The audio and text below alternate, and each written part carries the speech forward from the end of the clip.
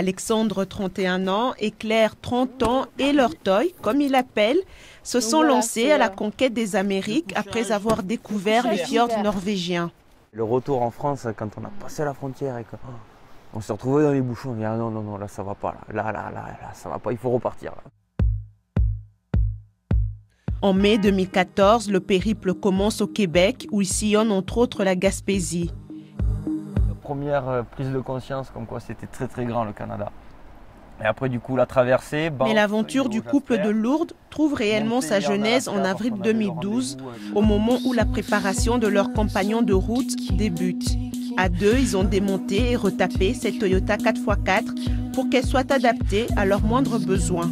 Des travaux mécaniques qui ont constitué le défi majeur de l'aventure. Ce qui nous distingue, je dirais qu'on a un peu eu la tête dans le moteur pendant un moment et qu'on a fait les choses sans chercher à vouloir faire comme d'autres ou à chercher à faire le même parcours que d'autres, à chercher des informations sur les forums. Après, par rapport au voyage, on le fait au fur et à mesure. Eux, ils ont des points sur une carte. Alors, on risque d'avoir pas mal de routes à tracer encore et puis surtout pas une ligne droite, quoi. C'est pas notre intérêt. Non, du non, tout. non, c'est pas une course. Ou c'est une course pour arriver le plus lentement possible. Dans cette voiture, les aventuriers ont un confort insoupçonné, du mobilier, une douche chaude, de l'eau potable, un réchaud à essence et même une machine à laver. On doit tenir hiver-été. Du coup, il faut chaussures de ski, du matériel pour l'été, un kayak gonflable, plein de jouets.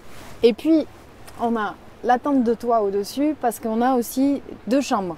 On a la chambre d'été et la chambre d'hiver.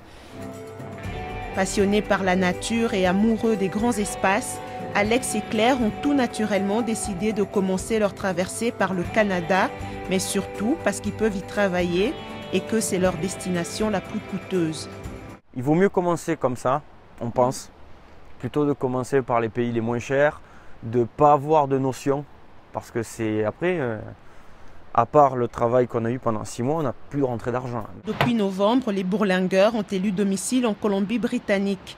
Mais dans chaque province traversée, ils collectionnent les moments mémorables. L'arrivée dans les Rocheuses, voilà, on vient des Pyrénées, dire la montagne, c'est quand même quelque chose d'important pour nous. Et moi, je dirais que les meilleurs moments, c'est quand même dans les Rocheuses. Ouais, mais il y en a partout quand même.